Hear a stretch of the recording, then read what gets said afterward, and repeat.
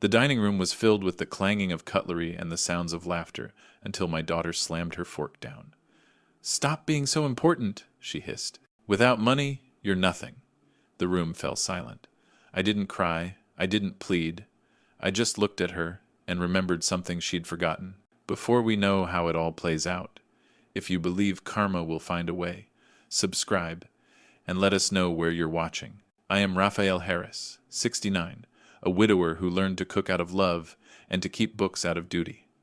After my wife passed, the house shrank around me until only one door stayed open, Vanessa's. My daughter, my anchor. I organized my life like ledgers around her needs. Tuition in the first column, rent in the second, dreams in the third. When I said yes, the world steadied. When she smiled, my heartbeat evened out. I remember the quiet victories, her late nights at the kitchen table, coffee going cold while I walked her through economics problems and the even harder math of heartbreak. She called me her rock. I wore that like a medal, no ribbon, just warmth. I sold the lake cabin when the scholarship fell short, told her the market was bad anyway. I pawned the gold watch my firm gave me for a career well done, joked that minimalism was in style. She hugged me, promised she would pay me back in pride. I believed her. I wanted to. The wedding came white orchids, a string quartet, champagne that tasted like expensive bubbles in distance. I paid every invoice without letting the pen shake. Her husband's family wore their money like armor. I wore a simple suit that still smelled faintly of cedar and honest work. If their eyes measured me, I pretended not to see.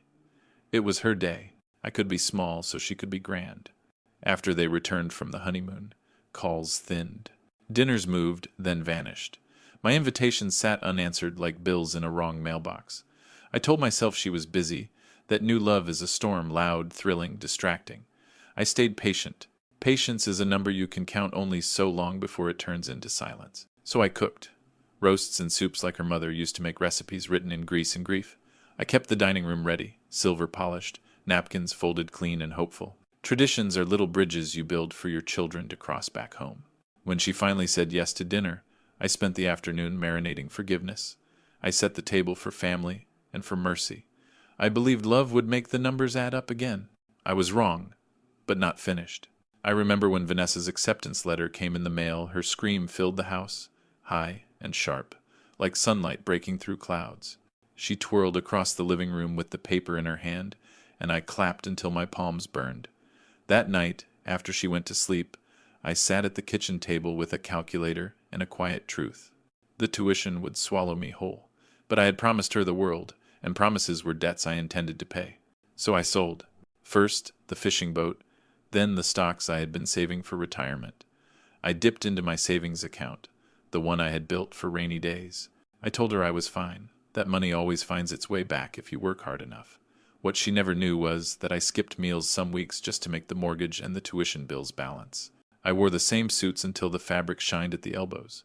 She never saw, and I never let her. When she called me crying about her credit card debt, I didn't scold her. I didn't tell her how irresponsible it was. I went to the bank, pulled out what was left of my emergency fund, and covered it. Then I pawned the gold watch my company had given me for 25 years of service. The pawnbroker looked at me strangely, as though he knew what I was giving up. I laughed it off, said I was simplifying my life.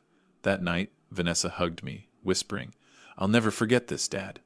In the great, but memory is a fragile thing. Later, when she wanted her own place, I bought her a small apartment. I told her it was an investment, but really it was shelter. A guarantee that no matter what, she would always have a roof over her head. Every brick of that building carried pieces of me, hours worked, deals closed, nights alone. I kept telling myself she would see the sacrifices, that she would carry them like a compass pointing home. I believed love was enough to earn loyalty. I was wrong. Again, her wedding day was supposed to be my reward. Years of sacrifice wrapped in white silk and string music. I remember standing in the back of the church, flowers filling the air with a sweetness that almost covered the tension in my chest. Vanessa glowed. She looked every bit the princess her mother once dreamed she would be. I had written every check, paid every invoice, and ignored the red in my own bank account, just to make this day perfect. The hall was draped in orchids and crystal chandeliers. Guests drank champagne that tasted like liquid gold, their laughter echoing off marble floors. I walked her down the aisle, my arm trembling not from weakness, but from the weight of memory. Her small hand once clutched mine on playgrounds. Now it rested delicately, almost distantly, on my sleeve. I told myself it was nerves, not change. Then came the reception. Her husband's family arrived in a caravan of wealth-tailored suits, diamonds catching the light like tiny knives. They shook my hand politely, eyes sliding past me as though I were a hired planner, not the man who had made this day possible. I smiled through it. For Vanessa, always for her. I noticed the whispers when I rose to give my speech. My suit was simple, pressed but old, the same one I had worn at company banquets years before. The groom's father leaned in close to another guest, and their chuckle floated just above the music. I told myself it didn't matter.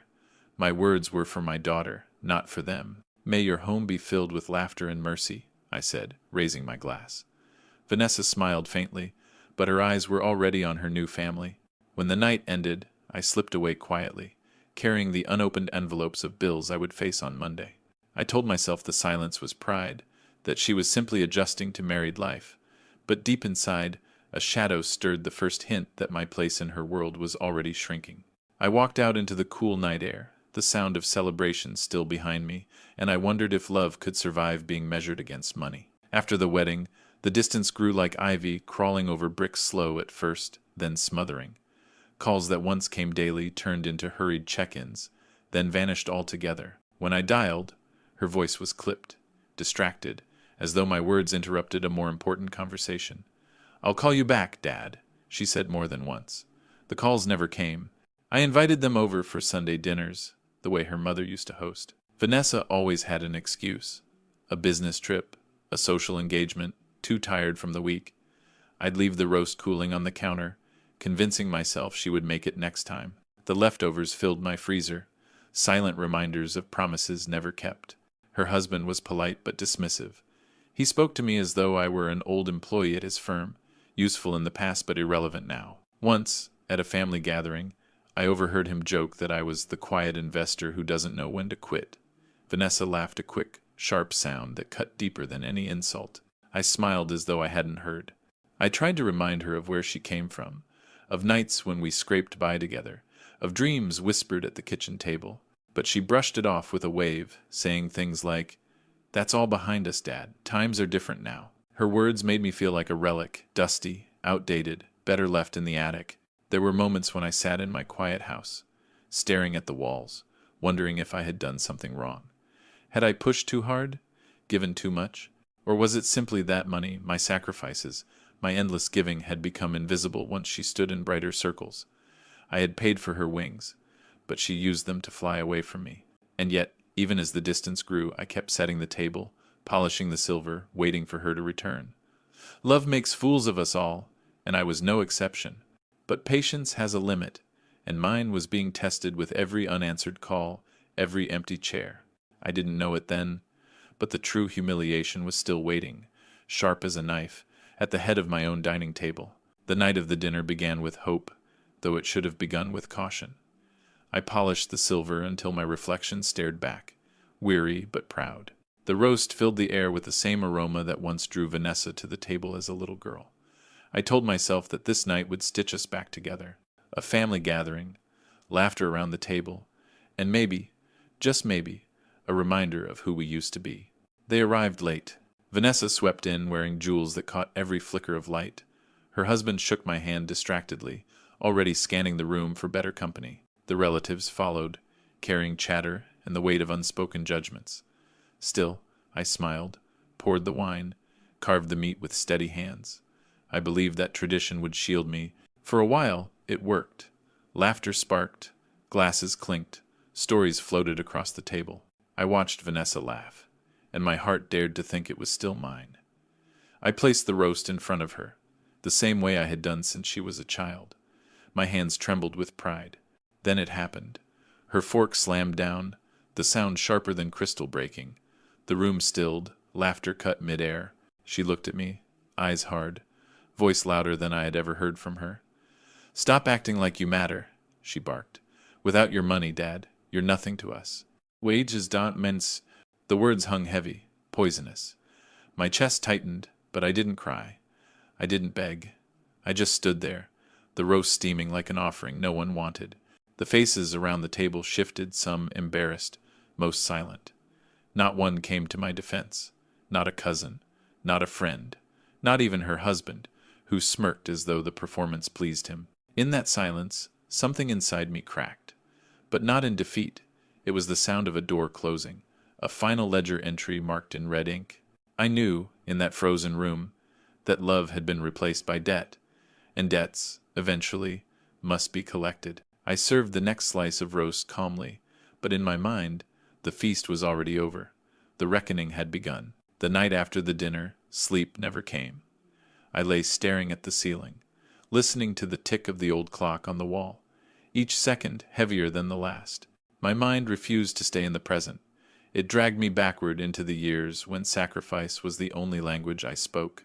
I remembered the hospital corridors, the antiseptic smell, the echo of hurried footsteps.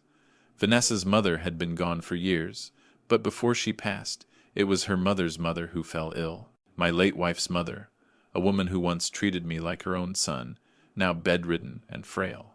The insurance barely covered the basics. Vanessa begged me, tears in her eyes, to help pay the bills. She said her husband's family couldn't be bothered with unprofitable charity. I could have walked away. I had no obligation. But I looked at Vanessa's face and saw my wife's features etched there, fragile and pleading. So I reached into my accounts, pulling out funds I had saved for investments, opportunities that colleagues whispered would double or triple in value. I signed the checks anyway, watching the numbers drain like blood from an open wound. Nights blurred into each other. I ate soup from a can, counted coins for gas, and told no one. When the medical bills arrived in thick envelopes, I paid them without letting my hand shake. Vanessa hugged me then, whispering, "You're my hero, Dad." I carried those words like armor, never knowing they would later turn to ash. Her husband never thanked me. In fact, I heard him scoff one evening, telling a cousin, "He's just too sentimental to say no. Easy to bleed him dry." I swallowed the insult, smiled through it, and told myself that love required silence. But silence has a cost. I had thought I was buying respect, securing my daughter's gratitude. Instead, I was simply teaching them both that my sacrifices had no bottom. And now, years later, they had the gall to tell me I was nothing without money when money was the very thing I bled for them. I remembered Vanessa as a teenager, sharp-tongued and restless, already hungry for more than I could provide. One evening, she stormed into the kitchen after school, slamming her backpack onto the counter. "Everyone else's dad drives a new car," she spat. "Why do you have to be so boring?" I chuckled at the time, stirring the stew on the stove. "Boring pays the bills, sweetheart," I said. "Boring keeps the lights on." She rolled her eyes, muttered that she wished her life felt bigger, brighter. I brushed it off, thinking it was just teenage fire, not a seed that would one day grow into contempt. But that memory lingered, especially after the dinner when she barked that I was nothing without money. The words had been there all along, hidden beneath adolescent sneers, sharpened now by years of wealth and influence from her husband's side of the family. What I once thought was immaturity had matured into disdain. Back then, when she was young, I tried to show her pride in simple things. I took her to the office with me sometimes, let her sit at my desk, run her fingers across the calculator keys. I explained how numbers told stories, how every decision had a cost and a consequence. She listened with half an ear, always eager to rush back to her friends who lived in bigger houses, wore pricier shoes. She wanted sparkle, and I was only balance sheets. Still, she was my daughter. I thought time would temper her hunger, that one day she would understand that stability was its own kind of wealth. Instead, she grew to see me as small, old-fashioned, a placeholder, until something shinier took its place. And maybe the cruelest part was that I kept laughing off those early cuts, never letting her see that her words stung. I wore the mask of patience, but underneath, the wounds multiplied. By the time she grew older, the mask had fused to my skin, and she mistook my silence for weakness. I see it clearly now. Her disdain didn't appear overnight. It was cultivated, watered by my indulgence, and left unchecked because I couldn't bear to discipline the only piece of my wife I had left. There was another night that lingers in my mind, long before the roast dinner, long before the fork slammed down. Vanessa had invited me to a gathering hosted by her husband's family. I told myself it was a chance to belong, to show them I was more than a checkbook. I ironed my best shirt, polished my shoes, and arrived early, carrying a bottle of wine I could barely afford. The house was enormous marble floors that echoed with every step, chandeliers dripping crystals like raindrops. I stood near the doorway, trying not to look out of place, clutching the bottle in my hands until my knuckles whitened. No one noticed me, or perhaps they noticed and decided I wasn't worth acknowledging. The conversation swirled around money, politics, vacations I could never afford. My words dried up before they ever left my mouth. I drifted toward the buffet, fixing a plate I never intended to eat, when I heard it. Vanessa's laugh. My daughter's laugh. The same one that once filled our tiny living room when I made silly faces. Now sharper, colder, shared with people who looked through me. I turned slightly, and there she was, standing with her husband's cousins. "Dad means well," she said, her voice laced with sugar and steel. "But he doesn't really get this world. He's too simple." The group chuckled. My throat tightened. I swallowed the lump of shame and forced a smile, though my chest ached. I sipped water while the others toasted with champagne, the bubbles catching the light like tiny stars. In that room, surrounded by opulence, I was invisible. My daughter, the girl I raised, the woman whose life I built, was the one holding the knife. I left early, slipping out the side door while the music swelled behind me. The night air hit my face, cool and sharp, like truth. I walked to my car slowly, the weight of humiliation pressing down on my shoulders. I told myself it was just the influence of her husband's world, that she didn't mean it. But deep down, I knew better. That night was the rehearsal. The dinner was the performance. And I had been the fool, still buying tickets to a show where I was never meant to belong. There was a time when Vanessa's voice trembled over the phone, softer than I had ever heard it. She was drowning in credit card debt, the interest piling up like a tide ready to pull her under. "Dad," she whispered, "I don't know what to do." I didn't scold her. I didn't ask how she had spent the money, or why she hadn't come to me sooner. I simply told her, "It's all right, sweetheart. I'll take care of it." That night, I opened my safe and pulled out the last of my emergency fund, the money I had planned for repairs, for sickness, for survival. It wasn't enough. So I reached into my closet and took out the gold watch, the one my firm had given me after 25 years of service. My name was etched on the back, along with the words, "For loyalty beyond measure." It wasn't just metal, it was a lifetime, a recognition of years when I put duty before desire. I held it in my hand for a long time before slipping it into a box and walking to the pawn shop. The pawnbroker turned it over, his eyes lingering on the inscription. "Shame," he muttered, as if he knew what I was surrendering. I signed the slip anyway, pocketed the bills, and drove home in silence. Vanessa never knew what it cost me. I told her I had it covered, that she should be careful next time. She hugged me, tears in her eyes, and promised, "I'll make it up to you someday," to work. But someday never came. Instead, the debt was forgotten, like the watch, like the cabin, like every sacrifice I made. The memory lived only in me, and when she stood at that dinner table years later, fork clattering against china, telling me I was nothing without money, I thought of that watch sold for her mistakes, melted down by her ingratitude. I had traded my past for her future, and in return, she gave me emptiness. When I close my eyes, I still see the small things, the quiet nights that shaped us more than any grand gesture. Vanessa was never just my daughter. She was my reason to keep breathing after her mother passed. I remember the way she'd curl up on the couch with a blanket too big for her, her eyes heavy from studying, while I brewed tea to keep her awake. I'd quiz her on formulas, on history dates, on life itself. When she got frustrated, I'd make silly faces, and laughter would break through the tears.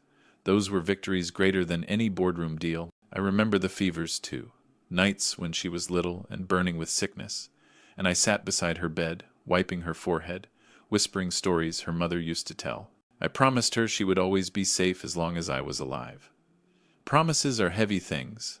I carried mine like armor. On weekends, I cooked her favorite soup chicken, garlic, ginger, because her mother swore it cured everything. Vanessa would smile, lips cracked with exhaustion, and say, "You're the best, Dad." Those words healed me more than she'll ever know. Even when she grew older, she'd sometimes lean her head on my shoulder while we watched old movies together. She once told me, "Mom would have been proud of you." I clung to that sentence like a lifeline, replaying it during the loneliest nights when the house echoed with silence. But memories are fragile currency. They buy comfort in the dark, but they can't pay for loyalty. The older Vanessa grew, the more those tender nights seemed to vanish from her memory, as though love had an expiration date. When she raised her voice at me in front of everyone, calling me nothing without money, I thought of those nights, of soup, of homework, of whispered promises.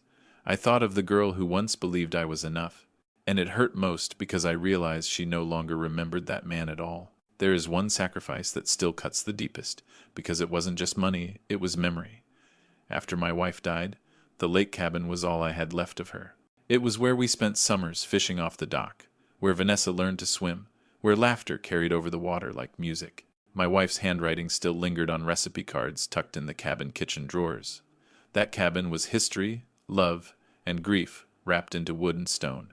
But when Vanessa struggled in her first job, when her bills stacked higher than her paychecks, I looked at that cabin and told myself it was only a building. What mattered was her chance to succeed. So I signed the papers, sold it off, and watched as strangers carried our family's past away piece by piece. I told Vanessa it was nothing, just a smart financial move. I never told her how I sat in my car afterward, gripping the steering wheel until my hands ached, staring at the empty shoreline. The money helped her survive those months, helped her avoid ruin. She thanked me with a distracted hug, already rushing to meet friends. She never asked what it had cost me, never realized that I had cut out the last piece of her mother's legacy. The cabin was gone, and with it, the one place I still felt whole. Years later, when she mocked me at the dinner table, her words echoed against that empty shoreline. "You're nothing without money." No, I thought. I was nothing because of money, because I had poured every last piece of myself into hers. I sometimes drive past the lake, parking by the gate where the cabin once stood. The new owners built something larger, shinier, soulless. I sit there and imagine the old dock, the sound of my wife's laughter, Vanessa's small hands clinging to mine in the water. Then I drive away, because all of it belongs to someone else now. I gave away the last piece of my heart so she could build her life, and she repaid me by tearing mine apart. Looking back now, I see the pattern as clearly as a ledger written in red. Every column was filled with what I gave: time, money, youth, dignity. And every row ended with the same result: loss for me, gain for her. I told myself it was love. I told myself that fathers are meant to give until they're empty. But love without gratitude is nothing more than slow theft. I gave. And still, she wanted more. I surrendered nights of sleep, traded laughter for stress, and sold away pieces of my own history just to pave her road. I told myself it was temporary, that one day she would see me not as a provider but as a man who had built her life with his bare hands. That day never came. What hurts most is not the money. Money can be earned again, lost again, like tides rising and falling. What hurts is the silence, the absence of thank yous, the vanishing of respect, the hollow look in her eyes when she measures me against her husband's world and finds me lacking. I was the man who built her wings, yet she clipped mine without hesitation. The night of the dinner was only the final insult, the public unmasking of what had been true for years. To her, I was a bank account with fading numbers, not a father with a breaking heart. But as I sat in that silence, with relatives refusing to meet my eyes, I felt something shift. The ledger closed, the giving stopped. For the first time in decades, I understood that I owed her nothing, not another dollar, not another sacrifice, not another shred of dignity. I walked away from that table without tears. My heart was no longer a vault for her to raid. It had become something else entirely: steel, cold, and deliberate. I would never beg again. I would never be invisible again. The next chapter would not be written in sacrifice. It would be written in justice. After the dinner, I spent nights in my study, the house heavy with silence. My anger wasn't loud, it was methodical, measured like numbers in a column. I knew Vanessa thought she had outgrown me, believed her husband's wealth and connections placed her far above anything I could touch. But I had spent my life in finance, in ledgers and contracts. If she thought I had nothing left, she had forgotten who taught her to count in the first place. I opened the old filing cabinet tucked away in the corner, the one coated with dust. Inside were boxes of documents I hadn't touched in years. Bank statements, partnership agreements, share certificates from the family company, the same company that had been built with my sweat, my calculations, my steady hand during the years when others nearly bankrupted it. My name was still there, written in ink that had not faded. As I turned the pages, my breath slowed. I found the documents clear as daylight, stamped and signed, that proved I remained the legal majority shareholder. Vanessa and her husband had assumed the company belonged to them now, that my role had dissolved with age. They were wrong. The law was on my side, quietly and absolutely. I sat back in my chair, the papers spread across the desk like a map of buried treasure.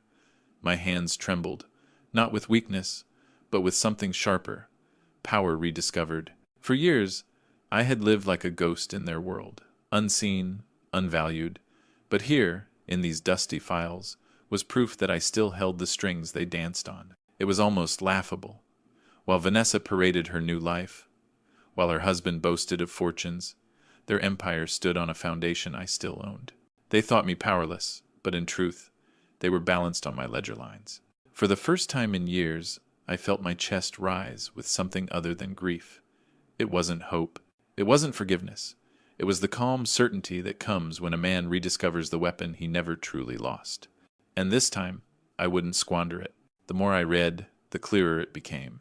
Vanessa and her husband had been living on assumptions.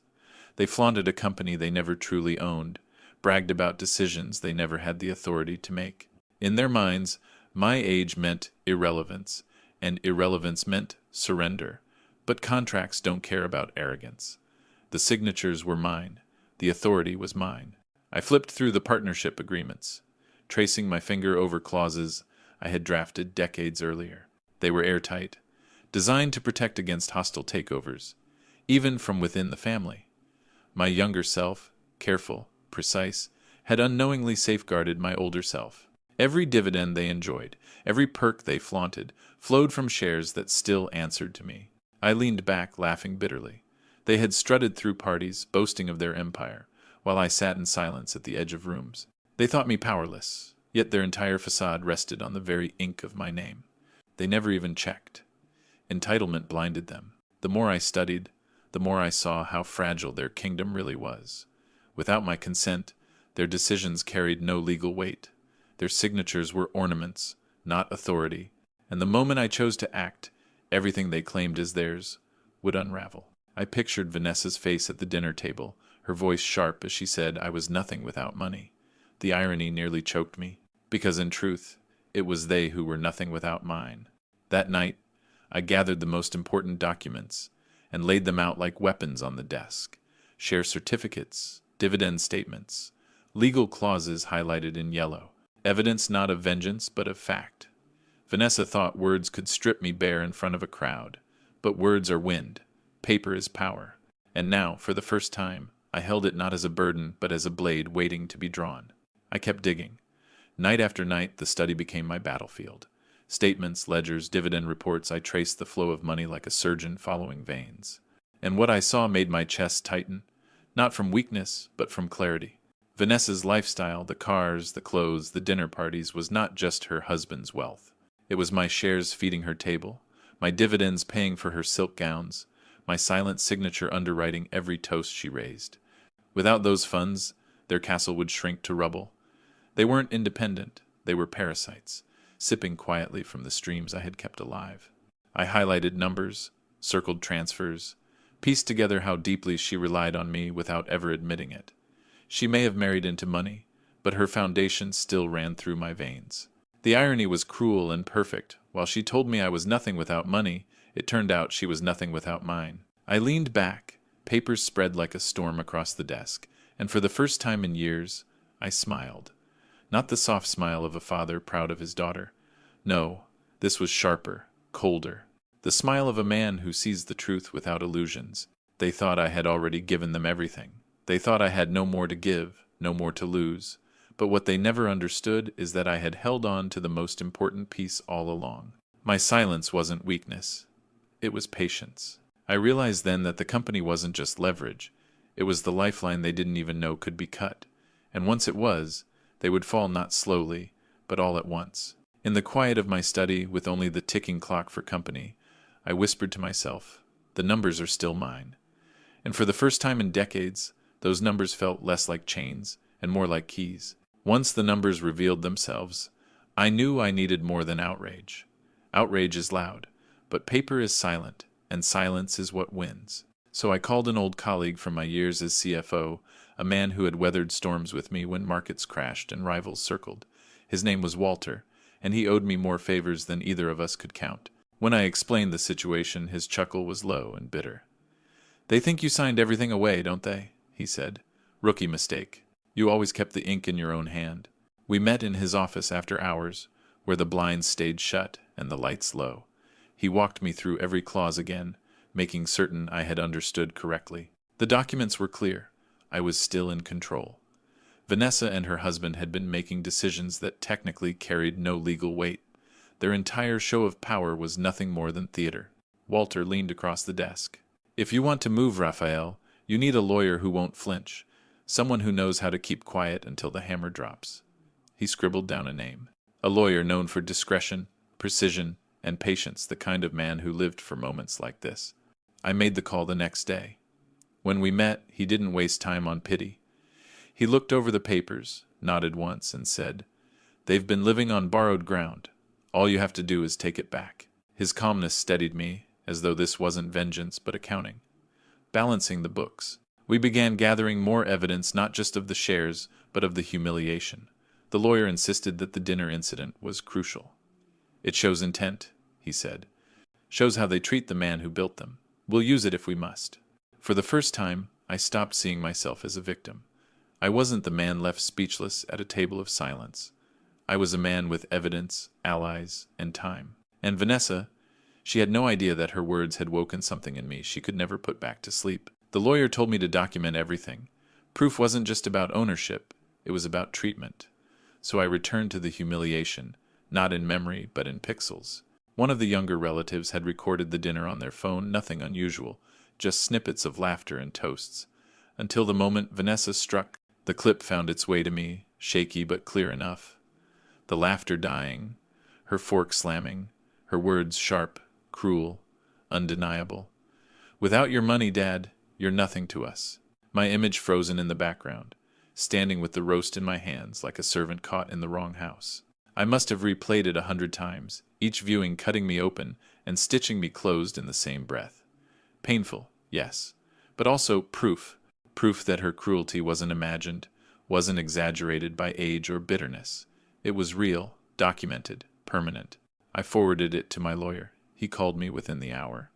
"This," he said, his voice steady, "is dynamite. If they try to fight, if they try to smear you, this will burn their defenses down." For the first time, I didn't flinch when watching it. I studied the faces in the background, the averted eyes, the nervous glances, the smug grin of her husband. Not one person defended me.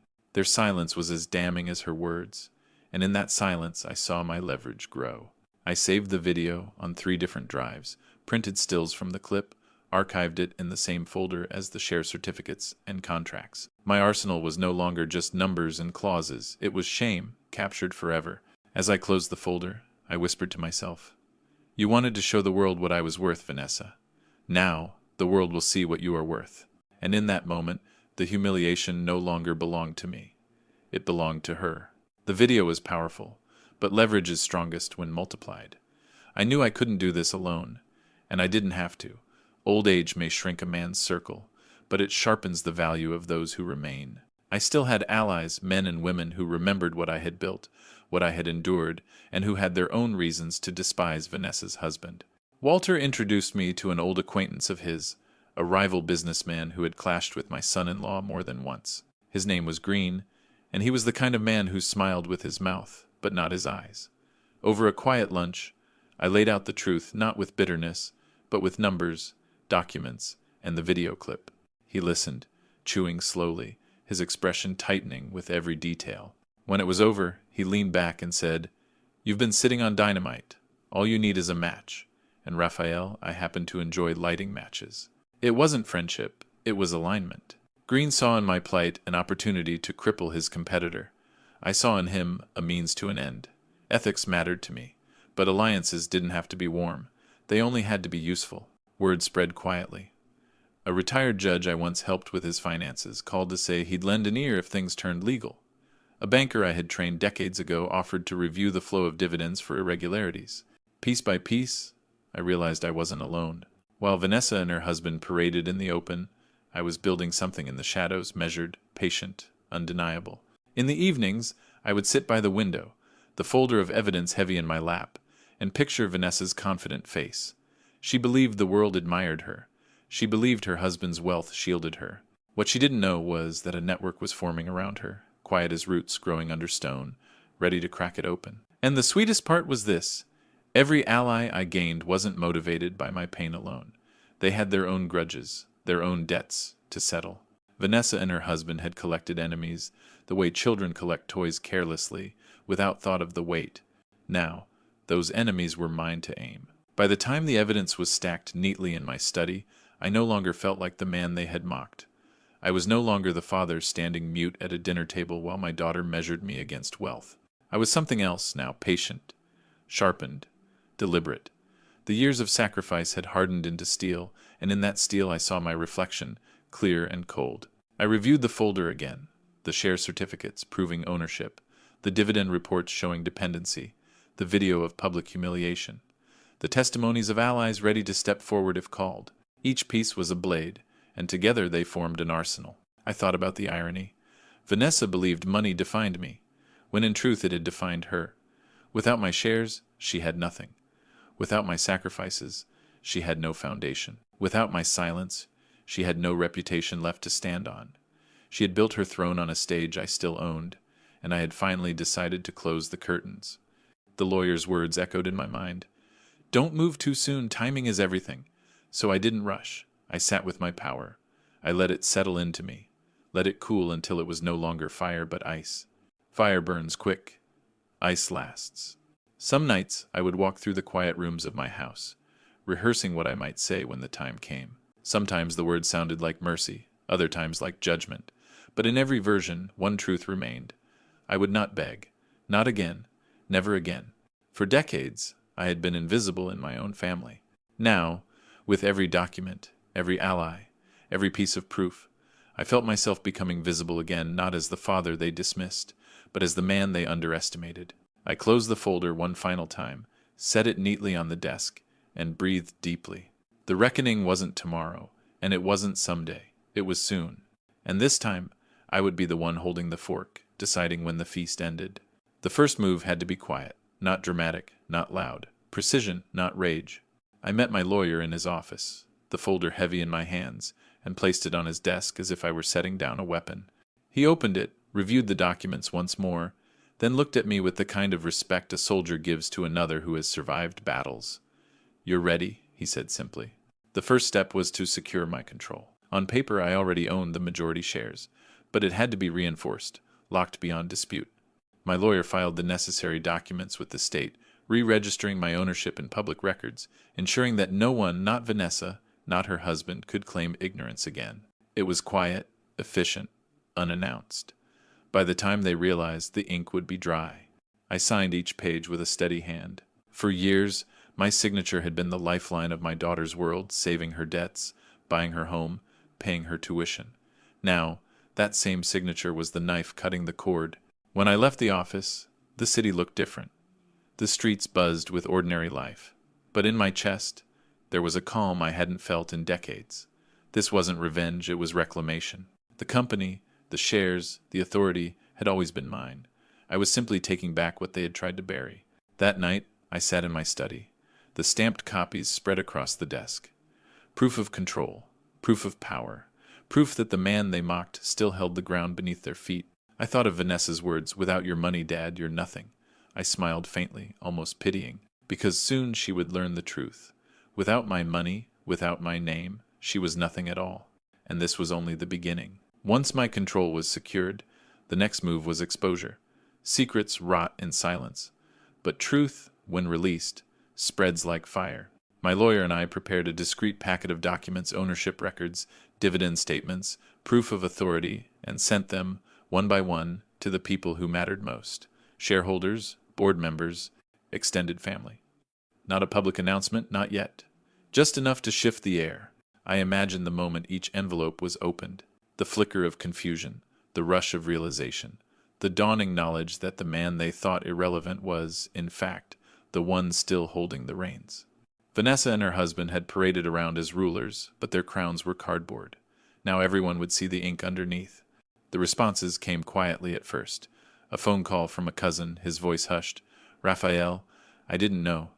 If I had, I never would have." He trailed off, but I heard the shame in his tone. An email from a board member. "Mr. Harris, if these documents are accurate, I owe you an apology." I didn't reply. Apologies weren't the goal. Silence was louder. What mattered was the shift, the whispers spreading in rooms where Vanessa and her husband once commanded applause. The certainty that their empire was theirs began to crack. Their allies, sensing weakness, began to question. And nothing dismantles arrogance faster than doubt. I sat by the window, watching the street lamps flicker on, and thought of Vanessa's fork slamming against china. She had humiliated me in front of family. Now, in return, I had shown that same family she was standing on air. The humiliation was evening out, column by column. And though they didn't know it yet, this was only the second entry in the ledger. More was coming, proof that when you dismiss a man who built empires, you risk being buried under his foundation. The cracks widened faster than I expected. Power is fragile, it relies on belief, and once people stopped believing in Vanessa and her husband, the unraveling began. Invitations to galas dried up. Phone calls went unanswered. The same relatives who had sat in silence during my humiliation now turned their silence toward her. I heard whispers through the grapevine. Investors pulling back, friends choosing neutrality, neighbors looking away when she waved. Arrogance is magnetic only when it promises reward. Once it hinted at ruin, everyone scattered. Her husband, once smug and untouchable, began calling around in a panic. Walter forwarded me a clipped voicemail. "We need reassurance, tell me this is just a misunderstanding." But no reassurance came. Doubt is louder than any denial. I watched it all unfold without lifting a finger. I didn't have to push. All I had done was reveal the truth, and truth did what it always does. It rearranged loyalties. Those who had once laughed at her side now whispered behind her back. The ones who smirked when I stood with my roast now smirked at her, though not to her face. I poured myself a glass of wine one evening, the house quiet as always, and felt the strangest calm. Revenge wasn't about shouting, wasn't about throwing plates or raising fists. It was about precision, exposure, letting arrogance collapse under its own weight. And collapse it did. The allies she counted on slipped away one by one. Those who once echoed her insults now avoided her calls. The silence that had once cut me at the dinner table was now hers to endure. I set the empty glass down and thought of the ledger again. Another entry balanced, another step closer to zero. And still, she hadn't seen the full hand I was holding. The worst was yet to come. The next strike was surgical. I had no interest in dragging Vanessa into court or raising my voice in boardrooms. I wanted precision, the kind of move that severs arteries without spilling a drop on my shoes. And so, with my lawyer at my side, I signed the documents that transferred my controlling shares directly into the hands of Green, my son-in-law's fiercest rival. It was more than a transaction, it was a declaration. For decades, Vanessa and her husband had built their image on the assumption that I was irrelevant. Now, overnight, their empire belonged to the very man they feared most. Green didn't waste time. He called emergency meetings, shifted accounts, froze funds that Vanessa's household had been siphoning from dividends. Like a trap snapping shut, their access to easy money ended. I imagined the scene in their home, Vanessa reaching for her credit card to cover another luxury purchase, only to find it declined. Her husband dialing bankers in confusion, only to be told that the tide had turned, that the power now sat in another set of hands. Mine, by proxy. Meanwhile, I sent one last packet not to lawyers or board members, but to family. Inside was a copy of the dinner clip, burned onto discs, along with a simple note. This is who she became. No explanation. No commentary. Just the truth, unvarnished and inescapable. The responses trickled back like a storm breaking. Messages of shock, of embarrassment, of whispered apologies. Cousins who once looked away now looked at her differently. Aunts who once smiled at her husband now pursed their lips in disgust. Reputation, once her shield, had shattered. I didn't need to shout. I didn't need to explain myself. All I had done was tip the scales, and gravity did the rest. That night, I sat in my chair, the silence deep around me, and thought, she took everything from me. My time, my treasures, my dignity. But she forgot the one thing I never gave away, the final say. The storm broke quickly after that. Green wasted no time flexing his newfound control, And I didn't need to push him. Ambition drove him harder than any instruction I could give. Accounts that once flowed freely into Vanessa's household dried up overnight. Investments she boasted about were halted. Projects her husband had championed were cut to pieces. Their empire didn't crumble in silence. It was dismantled brick by brick, in public. But the financial collapse wasn't the sharpest blade. That belonged to the clip. Once it reached the wider family, it spread farther than I had even intended. One cousin shared it with a friend. Another passed it along. And soon it was circulating like wildfire through every corner of our extended bloodline. The shame was no longer private, it was communal. I didn't watch it again. I didn't have to. The reactions told me enough. Messages arrived one after another. Raphael, I'm so sorry I stayed silent that night. Or I never knew how cruel she could be. Some tried to soften the wound with pity, but pity wasn't what I wanted. What mattered was that they saw. They could no longer pretend. Meanwhile, Vanessa and her husband scrambled. I heard from Walter that they began making frantic calls, trying to explain it away. It was taken out of context, Vanessa said, her voice thin with desperation. But context didn't matter when the words were that sharp, that undeniable. Without your money, Dad, you're nothing. Those words would follow her longer than any fortune ever could. I sat in my study, hands folded, listening to the quiet tick of the clock. Justice wasn't loud, it was steady, like time itself. I hadn't shouted, I hadn't struck. I had only revealed the truth and let it do what truth always does. Strip away illusions. Vanessa had wanted to humiliate me in front of family. Now family was the audience for her downfall. The symmetry was almost poetic. And still, I wasn't finished. The unraveling of their fortune was one thing, but reputation, once shattered, never truly heals. Green had the company in his grip now, and I had no interest in taking it back. Control wasn't my goal. Closure was. What remained was ensuring Vanessa and her husband could never climb back to the pedestal they believed was theirs by right. And so, with deliberate patience, I sent the final pieces of evidence, financial records, dividend trails, ownership papers to a discreet circle of journalists who had long despised my son-in-law's arrogance. I didn't give them a story. I gave them facts. Hard, irrefutable numbers paired with the video that had already become legend in the family. The articles surfaced a week later, headlines that cut like knives. Illusions of wealth, the Harris legacy built on borrowed power. The words were not mine, but they might as well have been. The world now knew that their grandeur was propped up by money they never truly controlled, by sacrifices they never acknowledged. I watched from my living room as the news spread. Anchors spoke with thinly veiled amusement. Investors withdrew, and neighbors whispered over fences. My phone buzzed with messages again, some praising me, others shocked. I answered none of them. Silence remained my shield. Vanessa tried to reach me, then calls, texts, even a letter left in my mailbox. The words were familiar, excuses, explanations, the hollow echo of desperation. I didn't respond. I didn't need to. Her voice no longer carried weight in my world. At night, I walked through my house, every corner filled with memories of sacrifice, of years when love blinded me. Now, those same walls seemed lighter, freer, as though even the house understood that I had finally balanced the scales. They had humiliated me in front of family, tried to erase me from the legacy I built. Now, their names were dragged through the very mud they once shoved me into. And I still wasn't done. The confrontation didn't need an invitation. It arrived on my doorstep, one gray afternoon, rain streaking the windows like tears the sky refused to hold. I opened the door to find Vanessa standing there, her once perfect composure fractured. The jewels were gone, the polished smile faded. She looked smaller somehow, not from age, but from the weight of collapse. "Dad," she began, her voice cracking, "we need to talk." That word she used when she wanted something. I stepped aside, silent, letting her into the house she hadn't visited in years.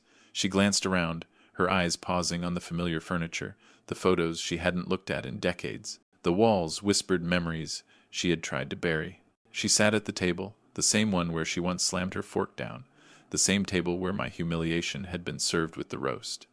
Now her hands trembled as she folded them together. "They've turned on us," she said. "The company, the family, the press. We've lost everything." I listened. I let her speak of betrayal, of unfairness, of how others had abandoned her. Only when her words ran dry did I lean forward, my voice steady as stone. "You once told me I was nothing without money. I said. But it turns out you were nothing without mine. Her face twisted, shame flashing across her features. I didn't mean... I raised my hand, silencing her. You meant it enough to say it. You meant it enough to make me believe it. And now, Vanessa, the world believes you. Silence filled the room, heavy but final. She lowered her head, a daughter undone, not by rage, but by truth. I stood, my chair scraping against the floor, and placed my hand on the back of it. This is not revenge. This is the bill coming due. Her eyes filled, but no tears fell. I left her there at the table, in the same chair where she had once mocked me. The symmetry was complete, and for the first time in decades, I walked away without looking back. After Vanessa left that day, the house was quieter than I had ever known it. But it was not the hollow quiet of loneliness. It was the stillness of peace. For years, silence had been my punishment, a reminder of empty calls, unanswered invitations, a daughter's laughter shared with others but never with me. Now, silence was my victory. It belonged to me. I walked through the rooms slowly, letting my hand brush against the worn wood of the banister, the frames of old photographs. My wife's smile still looked down at me from the mantel, and for the first time in years, I didn't feel the ache of unfinished promises. I had kept my word. I had protected our daughter, even when she didn't deserve it. I had given until there was nothing left to give. And when the time came, I took back what was mine. There were no more late-night calls begging for bailouts. No more empty chairs waiting for her visits. No more humiliation served at my own table. The ledger was closed, balanced at last. Neighbors nodded differently now when they saw me on my morning walks. Not with pity, not with indifference, but with respect. Some had read the headlines, others had heard whispers, but all of them seemed to sense the same truth. I was no longer invisible. At night, I sat on the porch with a glass of tea and listened to the crickets. I thought of my sacrifices, of the years lost, of the cabin by the lake and the watch pawned away. But the grief no longer gnawed at me. It had transformed into something else, into strength, into clarity, into freedom. I didn't forgive Vanessa. Forgiveness is a gift, and gifts are wasted on those who trample them. What I had was better. Distance, closure, a future not tied to her demands. For the first time in decades, I belonged wholly to myself. Freedom is a strange thing. It doesn't arrive with fireworks or fanfare. It arrives quietly, in the small details you once overlooked. I noticed it in the mornings, when I poured coffee without waiting for a phone call to interrupt. I noticed it in the afternoons, when I walked past the bank and didn't feel the old ache of obligations. And I noticed it most at night, when I slept without the weight of someone else's debts pressing down on my chest. I began reclaiming my routines. I reopened the box of fishing gear I hadn't touched in years and drove out to the lake, not the one where the cabin once stood, but another nearby.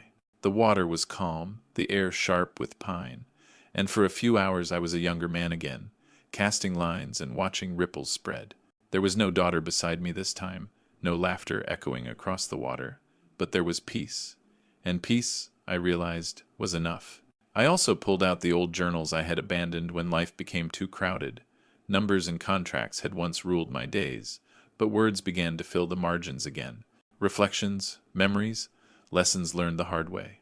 Writing reminded me that my life was not just a series of sacrifices, it was also a story, one worth telling, even if only to myself. Neighbors stopped by sometimes, curious, cautious. They asked if I was all right, if I was lonely. I smiled and told them the truth. I'm better than I've been in years. And I meant it. Loneliness had been my prison when I longed for Vanessa's approval. Now, solitude was my freedom.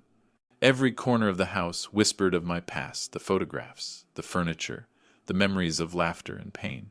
But instead of haunting me, they anchored me. They reminded me of what I had endured and of the man I still was. Not a shadow, not a servant, not a fool. I had been invisible for too long.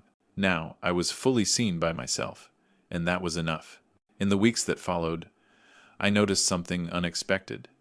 People treated me differently, not with the cautious pity they once carried, but with genuine respect. At the market, clerks who barely acknowledged me before now greeted me with warmth. Old colleagues reached out, some offering coffee, others simply saying, "We should have stood by you." Their regret didn't heal the wounds, but it reminded me that I had never been as invisible as I thought. I had only been overshadowed by the noise of betrayal. I didn't dwell on their apologies. Respect earned too late is still respect, but it doesn't change the past. What mattered was the present. I walked into every room with my head high, not weighed down by shame. The quiet dignity I had always carried was finally visible to others. I found myself revisiting old hobbies I had abandoned: gardening, woodwork, even the piano gathering dust in the corner of the living room. My hands remembered the keys slowly, the way memory stirs after a long sleep. I played not for anyone else, but for myself, filling the house with music that had been missing for years. Sometimes, when I played, I thought of my wife. I imagined her humming along, her hand resting on my shoulder. For the first time in decades, those thoughts didn't bring sorrow. They brought comfort. It was as if she was reminding me that I had done what needed to be done, not for vengeance, but for balance. Vanessa's name came up less and less. Whispers faded, replaced by new scandals, new distractions. She had wanted the spotlight, and she had it, but not in the way she hoped. Meanwhile, I found strength in the shadows, where peace quietly grew. I no longer needed the world to see me through her eyes. I saw myself clearly.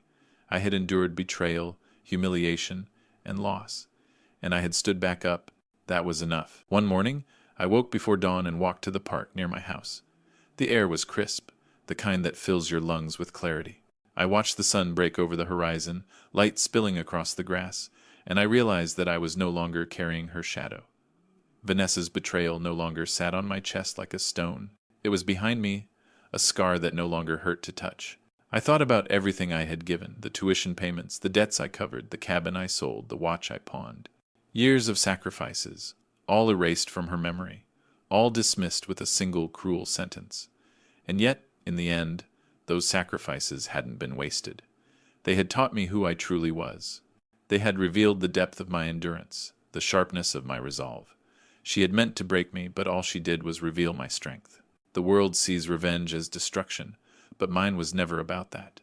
I hadn't needed to destroy her. I had only needed to set the record straight, to balance the books, to reclaim the dignity she tried to strip away. And I had done it without lifting a hand in anger, without speaking louder than a whisper. Justice had been served in silence, and silence, I learned, carries farther than rage. As the sun rose higher, I sat on a bench and closed my eyes. I remembered my wife, the cabin by the lake, the laughter of a little girl who once believed I was her hero. Those memories no longer stung, they glowed. They reminded me that love, at its best, is still worth giving, even if it is never returned. I opened my eyes to the world as it was, not as I once wished it to be. The betrayal no longer defined me. The revenge no longer consumed me. What defined me now was freedom. What consumed me now was peace. And that, I realized, was the sweetest victory of all. Peace gave me something else I hadn't expected: perspective. For years, my life had revolved around Vanessa, her needs, her demands, her scorn. Even my revenge had been shaped by her. But now, with the dust settled, I saw a horizon beyond her shadow. My world was no longer defined by what I had lost to her, but by what I had regained for myself. I began volunteering at the local library, tutoring young people who struggled with numbers the way Vanessa once had. Some of them reminded me of her as a child, impatient, restless, certain the world owed them more. But unlike her, they listened, they tried, and when their faces lit up with understanding, I felt something stir inside me that I hadn't felt in years: purpose. One boy asked why I was helping for free. I smiled and said, because someone once gave me a chance, and because numbers can save a life if you know how to use them. He didn't know the history behind those words, but I did, and that was enough. At home, I cleared out closets stuffed with relics of the past, old suits that no longer fit, boxes of receipts from sacrifices I had made, even letters from Vanessa I once couldn't bear to throw away. I burned some, donated others. The act was cleansing, a shedding of weight I had carried too long. I kept only what mattered: my wife's photographs, the journals I now filled, and the quiet certainty that I had finally chosen myself. In the evenings, I sat by the fire and let the warmth soak into me. My life was smaller now, simpler, but it was mine. Not borrowed, not stolen, not bargained away. Mine. Vanessa's voice no longer echoed in these walls. Only my own did, and it no longer trembled. There are moments now when I catch myself smiling for no reason at all. A bird at the feeder, a neighbor's dog trotting across the street, the taste of warm bread from the bakery, I savor them in a way I never did before. For years, I had lived with a hollow hunger, waiting for validation from someone who would never give it. Now, that hunger is gone, replaced with something richer. Contentment. I no longer measure my worth in what I provide, or in the approval of others. I measure it in the quiet strength of standing alone, in the calm of knowing I answered betrayal not with violence, but with truth. That truth freed me more than vengeance ever could. Vanessa is a ghost in my life now. I hear of her sometimes through whispers, through headlines, but her presence no longer stirs me. She is no longer my burden to carry, no longer the storm I must brace against. She is simply a figure fading into the distance, a chapter closed. The father she dismissed is gone, and the man she underestimated has no more to prove. I have found joy in small things, tending the roses in my yard, repairing the old clock that had sat silent for years, sharing meals with neighbors who ask for stories of my younger days.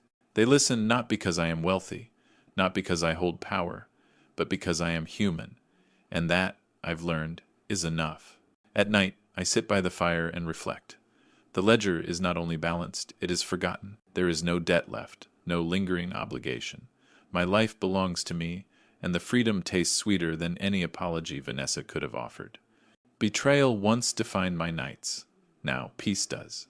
And in that peace, I finally recognize myself not as the man who gave everything away, but as the man who learned, at last, to keep what matters most. The final chapter of this story isn't written in anger, it's written in stillness. I no longer wake with the sting of betrayal fresh in my chest.